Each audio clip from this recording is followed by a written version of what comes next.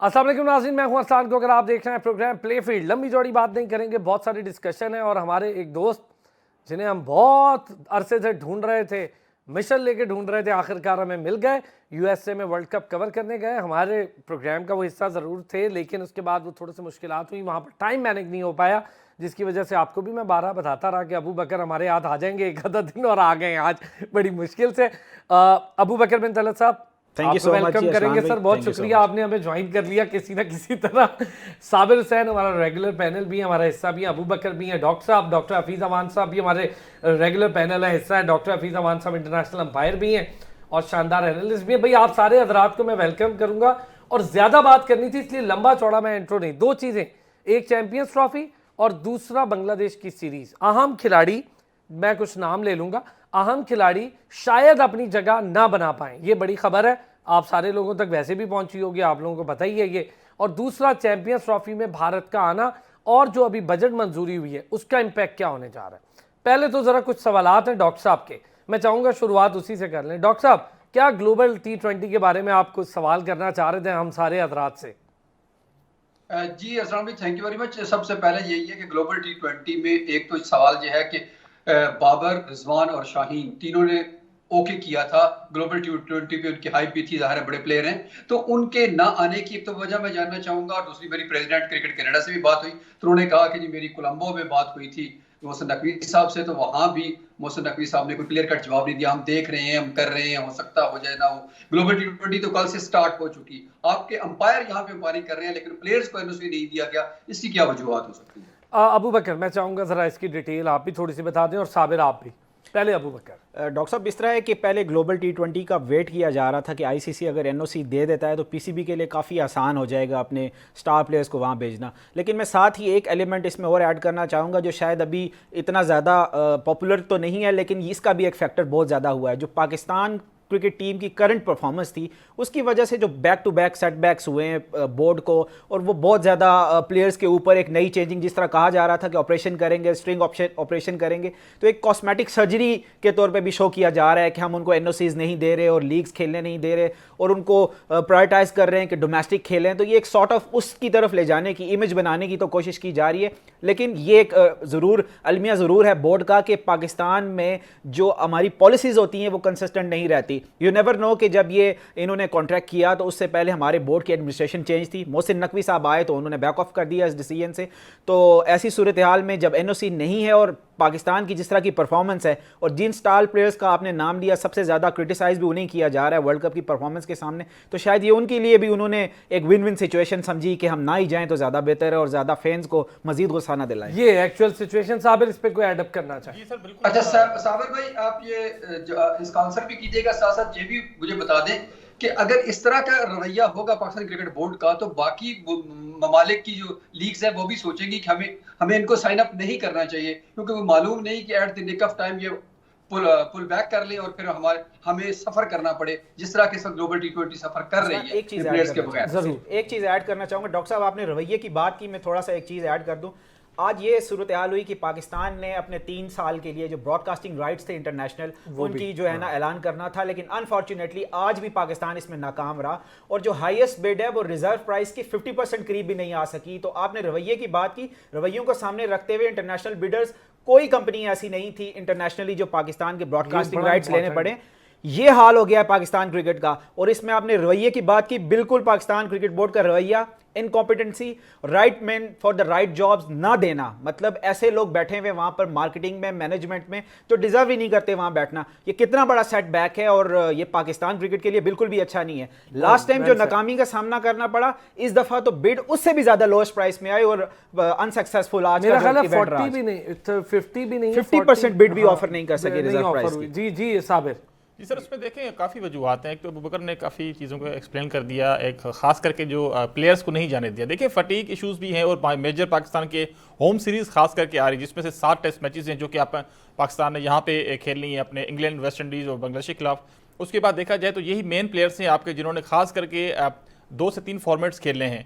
और उसके बाद जहाँ पे पीसीबी के रवैये की देखिए बात की, अनसर्टेनिटी बहुत है स्पॉन्सर्स को, जो ब्रॉडकास्टर्स हैं खास करके उनको, क्योंकि देखें कुछ पता नहीं होता, क्योंकि आपके जिस तरीके से पिछले 1.5 साल में 3 से 4 चेयरमैन चेंज हुए, तो उस वजह से अनसर्टेनिटी बहुत है। उसका आपने असर पीएसएल के जो फॉरेन प्लेयर्स है उनका भी ना आना भी आपने देखा, जिस तरीके की प्राइसेस वहाँ पे सेट की जा रही थी। तो ये नंबर ऑफ इशूज़ हैं, मगर मैं फिर भी समझता हूँ कि कहीं ना कहीं आगे जाकर कुछ चीज़ें सॉर्ट आउट हो रही हैं। मोहसिन नकवी साहब जिस तरीके से चीज़ों को आहिस्ता आहिस्ता टैकल करें, उनको देखिए टाइम लगेगा, उनके पास अभी बेताशा, मैं कहूँगा फुल अगर उनको 3 साल दिए जाते हैं तो मेरे नज़रिए से उनके पास टाइम है और वो चीज़ों को ऐसे मैनेज कर लें। खास करके अभी जो रिसेंटली उनके पास जो एक जिस तरीके का वर्ल्ड कप डिबेकल हमारे साथ हुआ, जिस तरीके एक्सपेक्टेशंस थी फैंस की खास करके, आई थिंक उनको थोड़ा सा सेटिस्फाई करने के लिए और कुछ ब्लेम उनके प्लेयर्स के ऊपर डाला जा रहा है, जिस तरीके की ये एनओसी नहीं दी गई कनाडा की लीग के लिए। तो आई थिंक ये भी एक हो सकता है रीज़न कि जी हम उनको नहीं देखे भेज रहे, हम एक सर्जरी काइंड ऑफ शुरू कर दिया है हमने प्लेयर्स के साथ।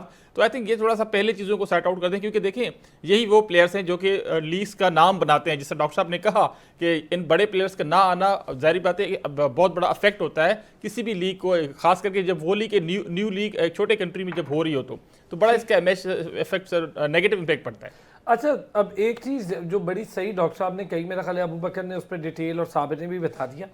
जब आप किसी प्लेयर को ये पहले इजाज़त देते हैं कि आप लीग्स के साथ अपने मुआहदे कर लें और 2 लीग आप खेलेंगे, वो अपनी मर्ज़ी से उन लीग्स की चॉइस करता है, उनके मुआहदे करता है, और पीसीबी को सब पता होता है। ऐसा नहीं है कि नहीं हो सकता, सारी इन्फॉर्मेशन पीसीबी के थ्रू ही जा रही होती है। जो सिस्टम है इस वक्त पीसीबी का या किसी भी दुनिया के बोर्ड का, वो यही होता है। प्लेयर्स को इजाज़त देना ना देना, पाकिस्तान में पीएसएल हो रही थी तो हसरंगा जैसे प्लेयर को 2 दफ़ा हुआ कि उन्होंने मना कर दिया श्रीलंका ने, लेकिन उससे ताल्लुकात ख़राब नहीं हुए क्योंकि वो अपनी फटीक को मैनेज कर रहे थे। अगर पीसीबी अपनी फटीक मैनेज कर रहा है, हाँ ये चीज़ इससे पहले कर लेनी चाहिए थी कि जब ये मुआहदे हो रहे थे तो उन्हें पहले ही ये बता देते कि हम हमेशा ये पॉसिबिलिटी रखते हैं कि जब हमारे इंटरनेशनल टूर्स हों, इंटरनेशनल कमिटमेंट ज़्यादा हो, तो मे भी हमारे प्लेयर ज्वाइन ना करें। ये दुनिया भर में होता है, कोई नई बात नहीं है। पाकिस्तान में ऐसे कई प्लेयर्स ने मुआहदे किए और फिर आ नहीं पाए वो पीएसएल में खेलने के लिए क्योंकि उनकी इंटरनेशनल कमिटमेंट बहुत ज़्यादा थी। तो ये एक बड़ा सर्टेन सा और बिल्कुल जो पता है जिसको, वो पैटर्न है। वापस आते हैं ब्रेक से, 2-3 चीज़ें और हैं। एक तो ये ब्रॉडकास्टिंग राइट वाला मामला, इस पर थोड़ी सी डिस्कशन लाजमी करूँगा। फिर जहर उगलना शुरू कर दिया है टीम के आने से पहले ही भारतीय क्रिकेटर ने, पता नहीं क्या हरभजन को और इरफान पठान को, अजीब हरकतें उनकी, मुझे तो समझ में नहीं आता उनका। वापस आते हैं ब्रेक से, इस पे बात करते हैं। वेलकम बैक जी। अहम इशू जो अबू बकर ने उठाया था, मैं चाहूँगा ज़रा अबू बकर से डिटेल शुरू करूँ, फिर डॉक्टर साहब और हमारे साथ साबिर हैं वो भी एडअप करें। अबू बकर, अगर ये मामला यूँ रहता है, और मैं पहली बार देख रहा हूँ हिस्ट्री में हो रहा है, पाकिस्तान टीम अभी बिड शुरू नहीं होती थी तो जो बिड करने वाले होते थे उनकी 9-9, 10-10 कंपनियां पीछे बैठी होती थी, और कुछ ने तो प्रॉक्सी कंपनीज बना के भी कोशिश करते कि यार हमें मिल जाए ये बिड, और ये अरबों खरबों का गेम था। अब देखें आप 30-40%, 50% पे भी नहीं जा पा रहा, तो आगे क्या होगा और क्यों ऐसा हो रहा है, ये वजह क्या हो सकती है अबू बकर? असलान, पाकिस्तान क्रिकेट के जो मीडिया राइट्स हैं वो हमेशा से टॉप 3 में हुआ करते थे, और अगर आप कहा जाए कि इंडिया ऑस्ट्रेलिया के बाद सबसे ज़्यादा किसी टीम के मीडिया राइट्स के हवाले से अगर मीडिया आउटलेट्स में जंग लड़ी जाती थी तो वो पाकिस्तान होता था। इसमें बहुत ज़्यादा फैक्टर्स इन्वॉल्व हैं। एक तो प्रॉपर डील नहीं किया गया, और फिर जो निगोसिएशंस करने के लिए आपके यहाँ जो ऑफिसर्स बैठे हुए हैं, जो मैनेजमेंट बैठी हुई है, वो अप टू द मार्क नहीं है, वो इस लेवल की नहीं है कि वो इंटरनेशनल मार्केट की कॉम्पिटेंसी को चैलेंज कर सके। अब बड़ा अनफॉर्चुनेट है पाकिस्तान के लिए, और ये बिल्कुल भी ये कोई अच्छा साइन नहीं है। 3 साल के लिए अगर आपको मीडिया राइट्स अपने सेल करने में इतनी ज़्यादा परेशानी हो रही है, तो आपकी जब फ्रेंचाइजीज का मामला आना है या डोमेस्टिक का मामला आना है, क्योंकि हाल ही में हमने देखा कि मोहसिन नकवी ने गाइडेंस दे दी है कि इस दफ़ा जो हमारे डोमेस्टिक इवेंट्स होंगे उनको प्रॉपर मीडिया में टेलीकास्ट किया जाएगा। लेकिन वो कैसे, किस मॉडल के तहत आप टेलीकास्ट करेंगे कि आपके इंटरनेशनल मैचेस को दिखाने के लिए कोई उस प्राइस को हिट करने के लिए रेडी नहीं है। तो पाकिस्तान को out of nowhere champions trophy से पहले ये इश्यूज को रिजॉल्व करना पड़ेगा, और साथ ही साथ ये प्लेयर्स के ऊपर भी रिस्पॉन्सिबिलिटी आती है। देखिए, जब आपकी टीम अच्छा परफॉर्म कर रही होती है, आपकी टीम जब इवेंट्स जीत रही होती है, तो इसका भी एक बड़ा इंपैक्ट होता है आपके बोर्ड के ऊपर, और साथ ही जो मीडिया आउटलेट्स हैं वो फोकस करती हैं, यार स्टार्स हैं, ये स्टार है, इसको हमने टेलीकास्ट करना है। लेकिन अनफॉर्चुनेटली हम ऑफ द स्क्रीन अभी डिस्कस कर रहे थे, अरसलान भाई आपने बहुत अच्छा पॉइंट रेज आउट किया कि इंडिया में स्टार्स बनाए जाते हैं, और स्टार्स बना के उनको प्रिवेंट किया जाता है। पाकिस्तान में अगर गलती से कोई स्टार बन जाए तो उसके पीछे हमारा मीडिया, उसके पीछे बैशिंग की जाती है और उसको कोशिश की जाती बोर्ड है खुद भी जितना जलील हम कर सकें। एग्जैक्टली बोर्ड खुद भी, अगर इससे प्रीवियस हमारी जो मैनेजमेंट है, ज़का अशरफ साहब का दौर पाकिस्तान क्रिकेट के लिए एक भयानक तरीन इसलिए साबित हुआ। मैं पर्सनली ज़का अशरफ साहब को बुरा इसलिए नहीं कहूंगा, लेकिन उनके जो एडवाइजर्स थे उन्हें ज़का अशरफ साहब को डुबो दिया। वो एडवाइजर अब भी मौजूद है डॉक्टर साहब, अभी भी यहीं खड़े हैं। बिल्कुल सर, मैं अबू बकर भाई ने जो आखिरी बात की ना, मैं उसी से ही लूंगा। आपको याद होगा हम पहले भी जब पूरा वर्ल्ड कप कवर कर रहे थे तो वहां पर जा बजा हम यही कोशिश कर रहे थे कि भाई आप क्रिकेट पर बात करें, जब पर्सनल लॉ की बात होने लग जाती है, अगर आप सोशल मीडिया उठाकर देखें तो हर जो सहाफ़ी है या जर्नलिस्ट है या स्पोर्ट्स कवर करने वाला रिपोर्टर है, जो भी है, सारे के सारे अपने अपने कैंप बना के बैठे हुए हैं। अच्छा डॉक्टर साहब, इसमें एक चीज ऐड अप करें, ये जो अबू बकर ने भी एक पॉइंट उठाया है ना, मैं जरा इसकी और क्लैरिटी कर देता हूँ। आप पहले सुपरस्टार बनाते हैं, फिर उनको प्रोजेक्ट करते हैं, बेचते हैं। यार दुनिया आपसे खरीदेगी क्या? बाबर रिजवान शाहीन बड़ी मुश्किल से बने थे आपके सुपरस्टार, हमने उनको पहले तोड़ने की कोशिश की, फिर उनका नाम खराब करने के लिए पीछे ही पड़ गए उनके। अब आप बेचेंगे किसको? कौन लेगा ये राइट्स? एग्जैक्टली यही बात सर हमने वर्ल्ड कप के प्रोग्राम में की थी। जी। हीरो तराशे जाते हैं, बनाए जाते हैं, मीडिया उनको बनाता है। यहाँ अनफॉर्चुनेट पार्ट है कि अगर एक मीडिया ग्रुप के टीम में बाबर खेल रहा है तो दूसरी में शाहीन खेल रहा है, तो वो उसकी तरफ खींच रहा है, वो उसकी तरफ खींच रहा है। तो मीडिया ग्रुप्स खुद ही अपनी जंग लड़ रहे हैं कि वो प्लेयर को आगे रख के पीछे अपनी जंग लड़ रहे हैं, जिसमें सबसे बड़ा नुकसान किसका हुआ? क्रिकेट का हुआ, उन प्लेयर्स का हुआ, और ओवरऑल रोल मॉडल खत्म होते गए। अब यही बात जो आपने की कि जब हमने पहले बाबर को खराब किया, वहां पर भी दो ग्रुप हमने क्लियर कट बना दिए। भाई हर कोई बात करता है बाबर कप्तान अच्छा नहीं है जी, बाबर कप्तान अच्छा नहीं है, लेकिन बाबर प्लेयर अच्छा है। भाई ये लेकिन डालने की जरूरत क्या है? जब वो प्लेयर अच्छा है तो बेसिक उसका काम है क्रिकेट खेलना। क्रिकेट वो अच्छी खेलता है, आप उसको तराशें, उसको बनाएं, उसको हीरोइज्म दे, मीडिया उसके पीछे खड़ा हो, फिर पूरी कौम खड़ी होगी, फिर दुनिया भी आपको मानेगी। जब उनको पता है कि यहाँ इनके अपने यहाँ ही उसकी पूजा नहीं की जाती तो बाहर कौन लेगा? अभी दोबारा से वो पहले सेगमेंट भी जो हमने कवर किया था, वो अब मैं यही बताना चाह रहा हूँ कि यहाँ पर कनाडा में जो सबसे बड़ी कम्युनिटी है, इंडियन के बाद पाकिस्तानी कम्युनिटी है जो क्रिकेट को फॉलो करती है। बाकी वेस्ट इंडीज, ऑस्ट्रेलिया थोड़ी बाकी भी है 2-4%, लेकिन अब पाकिस्तानी कम्युनिटी का तो इंटरेस्ट ही खत्म हो गया ना ग्लोबल T20 में। वो क्यों देखेंगे? बाबर नहीं आ रहा, रिजवान नहीं आ रहा और शाहीन नहीं आ रहा, तो क्यों देखेंगे? अब कोई इक्का दुक्का होंगे जो उनको कोई देखने जाएगा नहीं। तो इस तरह दूसरी लीग की भी वैल्यू हमने डाउन की, अपनी तो की ही की। तो मेरा ख्याल है सारे के पीछे जो प्रॉब्लम है ना, वो पाकिस्तान क्रिकेट बोर्ड खुद है।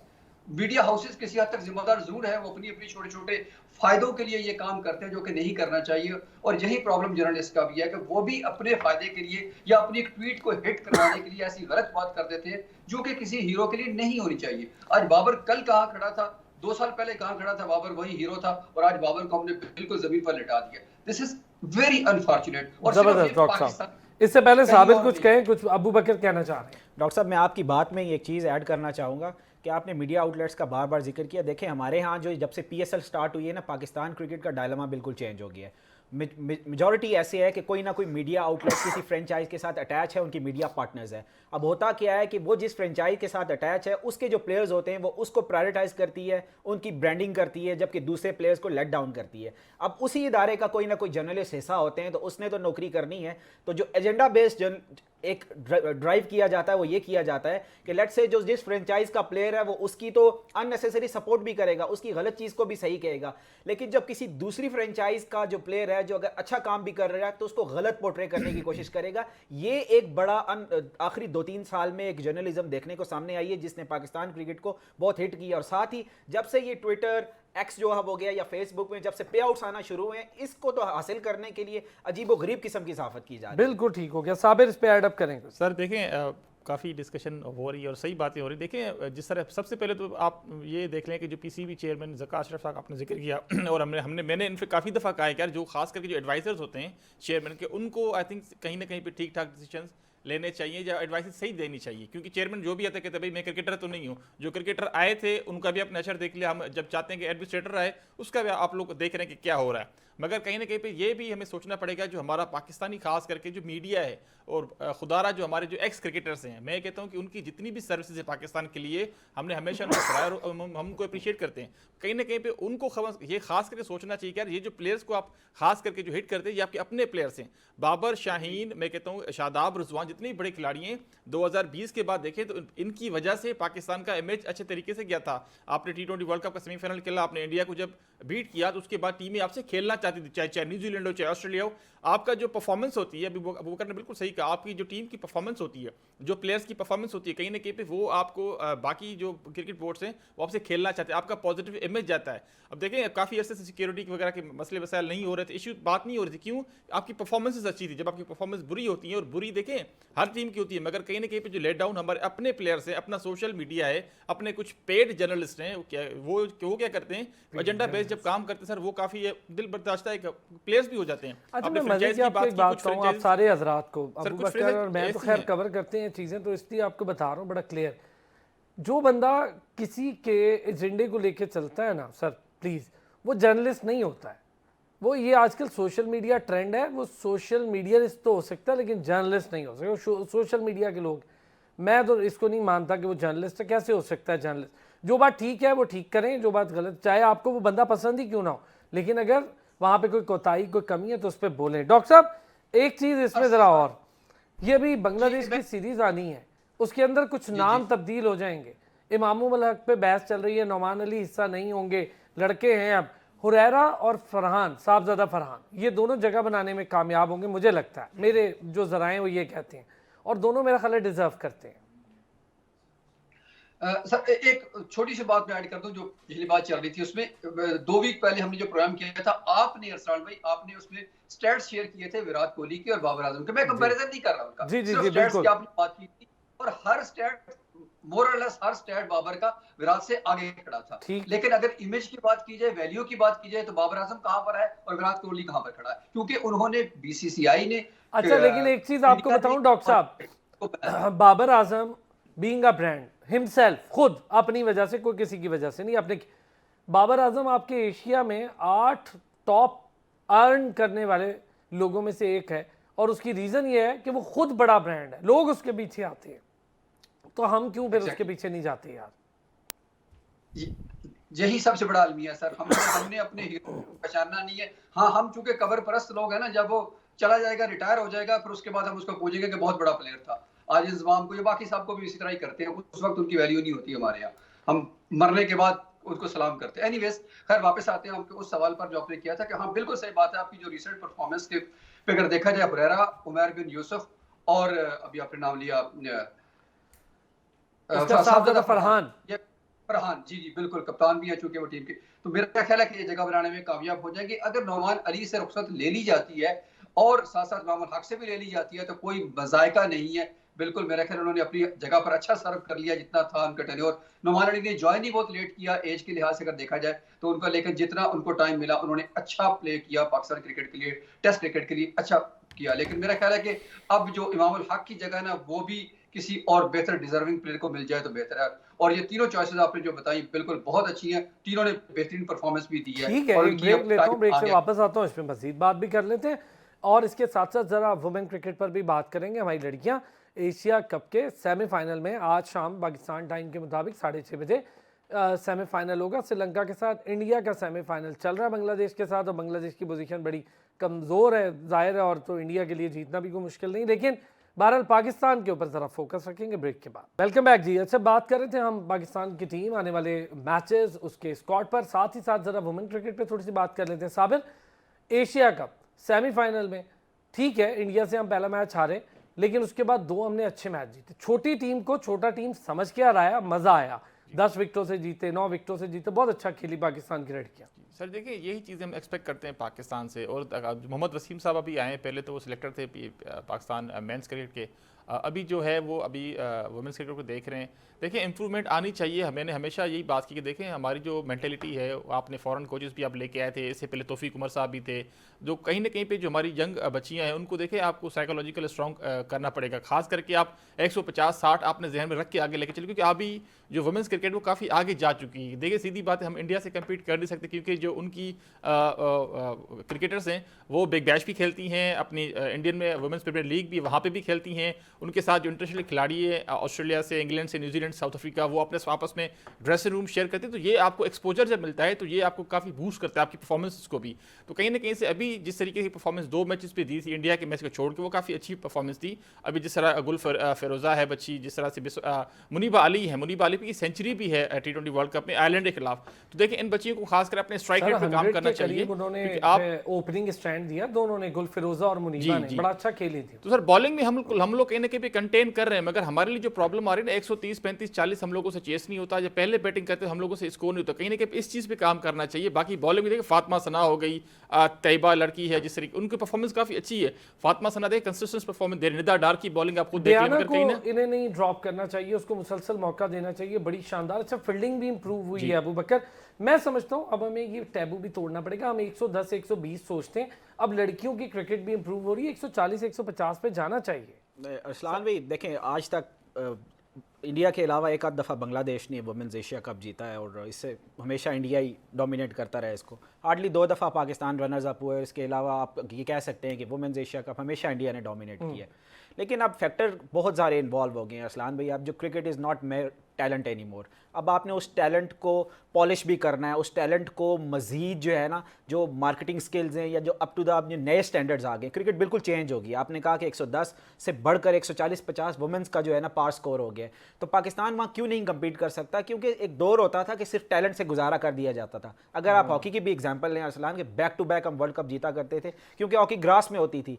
जब उसमें चेंजिंग आई तो फिर साइंस इन्वॉल्व होगी, तो हम उसको कॉप अप नहीं कर सकते। सर हम तो ओलंपिक भी नहीं खेल पा। एग्जैक्टली। अब उसी तरह अब देखें 110 के मिथ कैसे तोड़नी है। मैं तो सिर्फ एक सिंपल एग्जांपल देता हूं कि अगर 5 पाकिस्तान की मेन क्रिकेट टीम के भी इंडिया के साथ आप लास्ट मैचेस उठा ले जो हमारे हैं, 80% मैचेस वो पाकिस्तान जीता हुआ हारा है। उसका रीज़न ये है कि पाकिस्तान उस मेंटल ब्लॉकेज से बाहर नहीं निकल पाता। ऐसा लगता है कि साइकेट्रिस्ट की ज़रूरत है, साइकोलॉजी इन्वॉल्व होना चाहिए, बायोमेडिक्स की इन्वॉल्वमेंट है। तो पाकिस्तान इन चीज़ों में बहुत ज़्यादा लैक कर रहा है। तो इसलिए ज़्यादा वुमेन क्रिकेट को आप दोष ना दें, बहुत ज़्यादा अभी उन्होंने काम करना है। यहाँ मर्दों की टीम ने इतना काम करना है तो वहाँ तो शायद अभी बहुत ज़्यादा मार्जिन है। वुमेन क्रिकेट और एशिया कप सेमीफाइनल, मुझे श्रीलंका से तो पाकिस्तान की टीम को जीतना चाहिए यार। बड़ी खुशी की बात है कि पाकिस्तान ने सेमीफाइनल खेल रही है मतलब आज। लेकिन अगर साथ साथ देखा जाए, लेकिन डालना पड़ गया मुझे वो, इसलिए कि अगर देखा जाए तो बांग्लादेश, श्रीलंका, पाकिस्तान और इंडिया 4 ही टीमें सेमीफाइनल तो ऑटोमेटिकली यानी कि प्री क्वालिफाइड है। उसमें अगर नेपाल से भी अगर हार जाए या थाईलैंड से हार जाएंगे तो फिर तो फायदा ही कोई नहीं, मकसद ही कोई नहीं है ना। पाकिस्तान बहरहाल उनसे बचोर टीम है कहीं ना कहीं, तो वो सेमीफाइनल तक तो आना मरहला है नहीं, था नहीं। अब मसला यह है कि क्या ये जिंक्स तोड़ पाएगा पाकिस्तान के सेमीफाइनल खेले, श्रीलंका को हराए और फिर फाइनल जो कि बज़ाहिर लग रहा है कि इंडिया के साथ ही आना है। तो काफी पोजीशन वीक है इस वक्त उनकी, बांग्लादेश की 86 पे 6 से, मैं उसके बाद नहीं देखा क्या बन रहा है। लेकिन अगर यहाँ पे इंडिया क्वालिफाई करके आ जाती है, पाकिस्तान आ भी जाए, अगर पहली बात तो काफी टफ है, अपहिल टास्क है श्रीलंका को हराना भी। फर्क उसमें सर यही है कि हमारे पास पूल इतना छोटा है लड़कियों का। अभी तक हम क्रिकेट से, वो जो अबू बकर भाई ने बात की ना कि अभी तक हम मेंस के जो प्रॉब्लम्स उनको सॉल्व नहीं कर पाए, तो वुमेन तक कहां सोचेंगे। तो छोटे से पूल के अंदर ही हमने उन्हीं को प्ले करवाना है। अभी हमारी क्रिकेट खोल, छोटे से खोल से, वुमेन क्रिकेट की बात कर रहा हूँ, छोटे खोल से बाहर नहीं निकल पाई। बड़े खोल में जाएगी, बड़े शहर में जाएगी, बड़े लेवल पे खेलेगी, तो मेरा ख्याल है कि ज्यादा से ज्यादा बेहतरी आने की तवक्को है और हम उम्मीद करते हैं कि पाकिस्तान फाइनल खेले और जीते भी सही। अच्छा साबिर, चूंकि वक्त कम होगा, हुरैरा और साहबजादा फरहान पे थोड़ी सी बात हुई थी, आपको व्यू देना चाह रहे थे इस पे। सर देखें बड़ा ही अच्छा प्रोस्पेक्ट होगा पाकिस्तान के लिए, और मैं दिली ख्वाहिश है कि देखें अब जिस तरह खुरम शहजाद हो गया, मोहम्मद अली हो गया, मीर हमजा हो गया, ये डोमेस्टिक की प्रोडक्ट्स हैं, इन्होंने 4 डे क्रिकेट खेली है तो इनका हक बनता है टेस्ट मैचेस खेलना। शाहीन शाह अफरीदी को अब ज़बरदस्ती लेके आते हैं टेस्ट मैचेस पे। नुमान अली की अपनी बात की, वो आउटस्टैंडिंग प्लेयर है क्योंकि वो भी डोमेस्टिक से निकल के आए थे। साजिद खान की अपनी बात की। अभी आपको आगे की तरफ देखना चाहिए। आपके पास मैं कहता हूँ अरफात बिनास हो गए, कासिम अकरम हो गए, मेहरान मुमताज हो गए, सुफियान मुकीम हो गए, मोहम्मद हुरैरा हो गए, उमैर बिन यूसुफ हो गए। ये ऐसे खिलाड़ी हैं कि जो कि आपको आगे आने वाले 8 से 10 साल तक आपको सर्व कर सकते हैं टेस्ट मैचेस में और ऑल्सो ओडीआईज में। अभी आपका टारगेट 2027 थोड़ा कम होगा जी। अबू बकर, इस पे आपका कमेंट। डिजर्विंग कौन है, ये तो एक बहुत ही हेल्दी एक डिबेट हो जाएगी। लेकिन अगस्त के फर्स्ट वीक में हमारी सिलेक्शन कमेटी बैठेगी। आपने हुरैरा की बात की, साहबजादा फरहान के साथ आप मोहम्मद अली को भी देख सकते हैं और वसीम जूनियर, हसन अली और दोबारा आमिर जमाल को भी इंक्लूजन आप देख सकते हैं। सर आमिर जमाल और हसन अली की इंक्लूजन होगी फिटनेस से मशरूत और मोहम्मद वसीम जूनियर नहीं होंगे। और फ़हीम अशरफ भी लाइन में, चलें ये तो वक्त हाँ बताएगा, है ऑगस्ट के लाइन फर्स्ट वीक में कब बैठेंगे। सर, वो तो लाइन में होते ही हैं, ये कैसे हो सकता है कि फ़हीम अशरफ लाइन में ना हो? वो तो सर फ़हीम अशरफ है ना सर, वो तो फिर उनकी आपने वैसे सही निशानदेही कर दी। सर रानिया दा मुंडा वो भी ना खेड़े तो फिर की हो सकता है। बहुत आला, बहुत आला। लेकिन ये बताएं अबू बकर, वसीम जूनियर मेरी ठीक है आपने इतना इन्वेस्ट किया, ओहो बस क्लोजिंग सर, चलें मैं इस पर आपसे एक निश्चित तौर रख लूँगा वसीम जूनियर को लेकर। और 3 ऐसे प्लेयर्स हैं जिन पर हमने बहुत इन्वेस्ट किया, लेकिन आउटपुट क्या उनका, रिजल्ट क्या आया, और फिर हम उस रिजल्ट को देख के क्या कोई तजर्बा अपना दोबारा बेहतर करने की तरफ जाएंगे, या ऐसे ही तजर्बात करते रहेंगे कि बस इस पर इन्वेस्ट कर दिए कोई नहीं, दूसरा ले आते हैं उस पर कर लेते हैं। तो हम कब ये सीखेंगे कि राइट टाइम पे राइट प्लेयर या राइट मैन हो और राइट इन्वेस्टमेंट हो। बहुत शुक्रिया डॉक्टर साहब आपका, अबू बकर आपका, साबिर आपका और नाज़रीन आपका। फिर होती है आपसे मुलाकात, अपना ख्याल रखिएगा।